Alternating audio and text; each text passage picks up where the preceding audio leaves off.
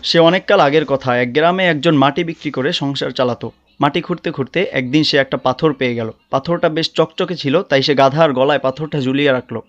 পাথরটা নিয়ে বাজারে যাওয়ার পর একজন দোকানি পাথরটা দেখে বলল, এটা তো বেশ চকচকে, আমি এটা কিনতে চাই।" তখন সে বলল, 50 টাকা দিতে হবে।" দোকানি 50 টাকায় পাথরটা কিনে তার দোকানের সামনে ঝুলিয়ে রাখলো। তারপর এক জুয়েলারি এসে পাথরটা দেখে বলল, "এটা তুমি কোথায় পেয়েছো?" তখন দোকানি বলল, "মাটিওয়ালার কাছ থেকে 50 টাকায় কিনেছি, আপনি যদি চান 100 টাকায় নিতে পারেন।" জুয়েলার একটু চালাক ছিল, সে বার্গেনিং করা শুরু করলো, বলল, 80 টাকা হলে নিতে পারি। আর দোকানিও দিতে চাইল না। জুয়েলার চলে যাওয়ার পর পরের দিন এক স্বর্ণ ব্যবসায়ী সেখানে এসে পাথরটার দাম 100 টাকা শুনে সাথে সাথে নিয়ে নিল।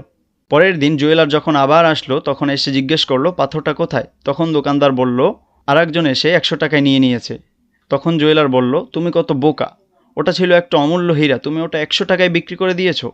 তখন দোকানি হাসলো, হেসে বলল, "বোকা আমি না, বোকা আপনি। কারণ আমি জানতাম না ওটা একটা অমূল্য হীরা, কিন্তু আপনি ঠিকই জানতেন। আপনি জেনেও শুধু 20 টাকার জন্য ওটা না নিয়ে চলে গিয়েছেন। Yes, this is the point. আমরা অনেকেই আমাদের সম্ভাবনা জানি, পোটেনশিয়াল জানি, কিন্তু জেনেও ঠিকমতো কাজ করি না। ভাবি কালকে শুরু করব। আসলে কালকে নয়, যে কাজটা কালকে করব সেটা করা উচিত আজকে, আর আজকে যেটা করব সেটা ভিডিওটা বন্ধ করে এখনই করা উচিত।